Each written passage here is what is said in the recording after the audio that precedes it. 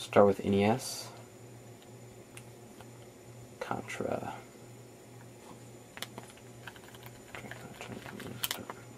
Let's see if I did it. Yeah. Contra code FTW. Enter the menu. You press start and select at the same time, or you could press the power slider up. Turn this volume up. There are what is it called? Turbo buttons. You hold in, instead of Y and B, it's X and A for turbo. Yeah. As you see, it runs perfectly. Which is why I want it. Maybe it's not that hard to emulate. Okay, here's the SNES emulator, Super Nintendo or Super Famicom.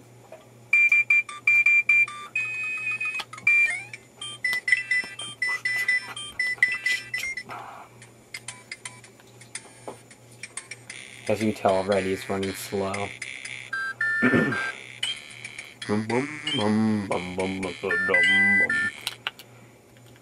And you have to keep the frame skip up. I have it on 1 right now, but you'd probably have to have it on 2 to run this game full speed.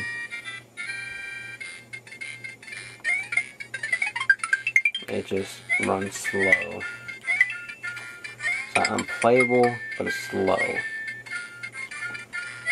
Which is a recurring theme with the Dingoo a320 native OS.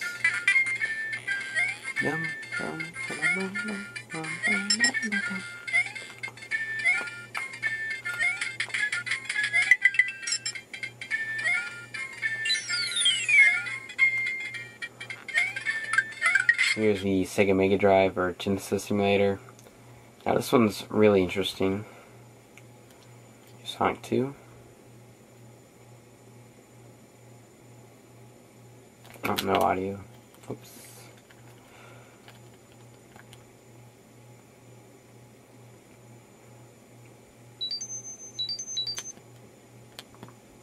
Well, as you tell, there is no audio from here on out in this game. This is by far the worst emulator, and for most games it's almost unplayable. You can probably barely see it, but every time Sonic jumps or moves, pretty much, the whole screen becomes filled with these horizontal lines, wavy lines. It's not running. It runs a little bit better than the SNES emulator in terms of speed, but the audio doesn't work in some games like this one, and the wavy lines just kind of ruin the experience. Here is the Game Boy Advance. We are going to play, what are we going to play? What, Mario Kart? This one's quite interesting. First of all, it's the only one with a loading screen. And second of all, it actually runs near full speed. Turn the volume up. Where's that volume at? And if it can, I don't understand how it can run Game Boy Advance perfectly, nearly perfectly, but all the other emulators are rather slow. The Game Boy Advance is 32-bit, and it's like a 20 MHz processor. I forget. For some reason my audio's not working right now. Oh well. But as you see, it's not real bad. I don't have this game for real, so I can't compare it. I only have like 2 Game Boy Advance games.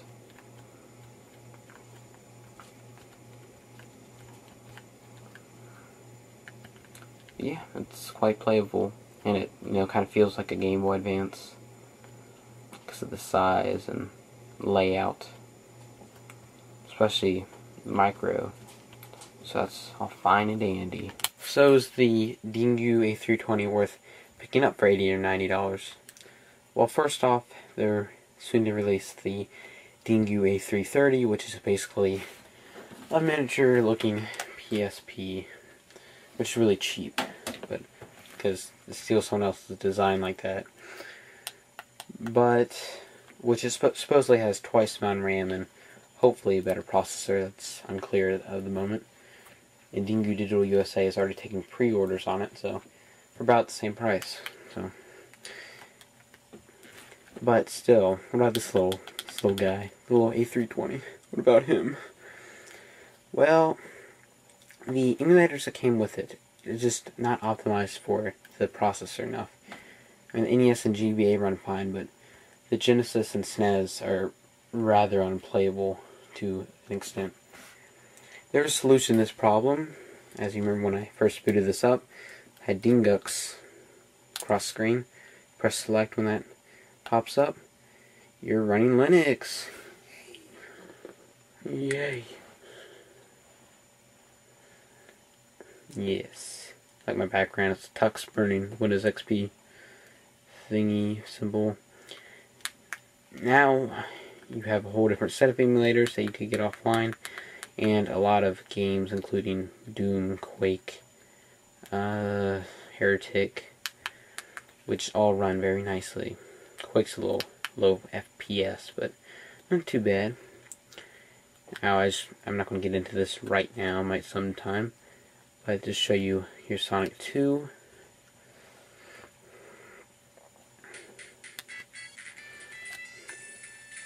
Oops, loaded the beta. Wrong version.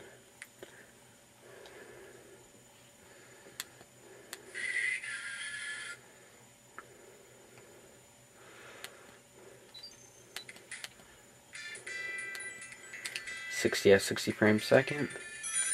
Actually has sound and no wavy lines. Amazing. Genesis 60 frames a second. And it's overclocked to 430 megahertz, but still, it's pretty amazing compared to the lacking Mega Drive emulator built into the native operating system. So what's the moral of the story? Is the Dingoo A320 worth picking up? Well, that's a hard question to answer. The Dingoo A320 does everything it's supposed to do, but only when you install Dingux. Without Dingux, you might as well just stick with your NES ROMs and some music, because that's all it can really do perfectly. It can do GBA and video fairly well, but without that Dingux, it's really limited. And installing Dingux isn't the easiest process. It requires flashing the internal ROM and requires a mini SD card. So if that's not something you're up to doing, you know, then it might not be worth picking up. So if you have the money but don't want to pocket it all out for a Wiz or a Pandora, this is a pretty dandy solution. I must go now. My rug is still parked outside.